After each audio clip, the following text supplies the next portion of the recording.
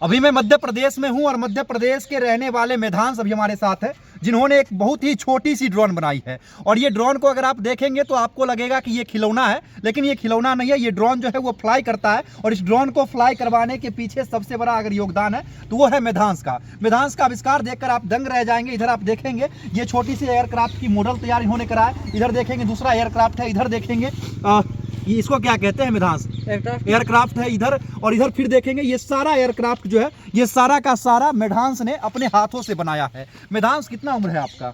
16 साल। मात्र 16 वर्ष के उम्र में इन्होंने 5-10 एयरक्राफ्ट बना करके रेडी कर दिया। जो एयरक्राफ्ट इनकी उड़ती है, इन्होंने 16 साल के ही उम्र में इन्होंने बनाया है सुसाइड ड्रोन। जिस सुसाइड ड्रोन के माध्यम से लोग शादी में शूटिंग करते थे, वो सुसाइड ड्रोन इन्होंने तैयार कर दिया है। और इनके ड्रोन को देखने के बाद लोग इनके पास आकर के रुक जाते हैं और कहते हैं कि मेधांश एक सेल्फी हो जाए, है ना, लोग कहते हैं जी। अच्छा मेधांश, कितने दिनों से इस चीज़ पर काम चल रही थी? इन सब पे? हाँ, इन सब को तो मैं 7वीं कक्षा से बनाता आ रहा हूँ। अच्छा। और अभी जो बड़ा वाला ड्रोन है इसको मैंने फरवरी में बनाया था इसी साल के। अच्छा, ये फ्लाई करा था आप जब बनाए थे तो? जी, फ्लाई किया। हाँ, ये भी फ्लाई कर गया था जी। ये कैमरा आपने लगाया है? हाँ, ये कैमरा। देखिए यहाँ पर गौर से देखिए, यहाँ पर जो है इस ड्रोन में कैमरा लगाया गया है। और मेधांश के जो गुरुजी हैं मनोज सर, जो हमारे बिहार के रहने वाले हैं, उनसे जब बातचीत हुई थी तो उन्हीं के द्वारा दिए गए लोकेशन पर हम पहुंचे थे। आइए सर, एक छोटा सा हम लोग वीडियो कर रहे हैं। स्वागत है हमारे वीडियो में। कैसे हैं आप? बिल्कुल बढ़िया। और मनोज सर की कृपा से ही हम आज आपको मेधांश को अपने बीच लाए हैं और दिखाने का प्रयास कर रहे हैं कि जो कौशल जो होती है वो किसी क्षेत्र के लिए नहीं होती है, वो कहीं भी हो सकती है। मेधांश जो है सर का स्टूडेंट है। प्रतिभा जो है वो प्रतिभा किसी एक के लिए नहीं होती है, प्रतिभा किसी के अंदर भी आ सकती है। और प्रतिभा के वजह से ही लोग पूरे विश्व में अपना नाम कमा सकते हैं, जैसे आज मेधांश कमा रहा है। और मेधांश के गुरुजी हैं मनोज सर, इन्हें तो अभी काफी गर्व महसूस हो रहा होगा, क्या सर? बिल्कुल बिल्कुल। क्योंकि आपके छात्र का वीडियो जो है सोशल मीडिया साइट पर और रसिया जैसे कंट्री के लोग डाल रहे हैं। रशिया, ब्राजील में भी है उसका, और बहुत ही गौरव का विषय है। हाँ। उन्होंने ये काम किया है जी। क्लास 7 से ही ये लगातार लगे रहे हैं, जब से एरो मॉडलिंग के बारे में बेसिक जानकारी। अच्छा, एरो मॉडलिंग के बारे में आप भी जानकारी दिए थे? जी, एरो मॉडलिंग के बारे में मैं एरो मॉडलिंग करता था पहले। अच्छा, आप भी एरो मॉडलिंग करते थे? जी। अच्छा, मतलब गुरुजी गुर रह गए और चेला कहा जाता है चिन्नी। उसी प्रकार से आज चेला जो है वो चिन्नी बन गया और गुरुजी गुर का ढेला रखे हुए जो और बच्चों को फिर देंगे। फिर बच्चे जो है एयरक्राफ्ट की ओर बढ़ेंगे, एयर मॉडलिंग करेंगे, मतलब बहुत सारी चीजें जो है वो करते रहेंगे। सर, कैसा लगता है जब इस प्रकार के बच्चे आपके विद्यालय से निकलते हैं और आपके द्वारा पढ़ाए गए बच्चे निकलते हैं तो?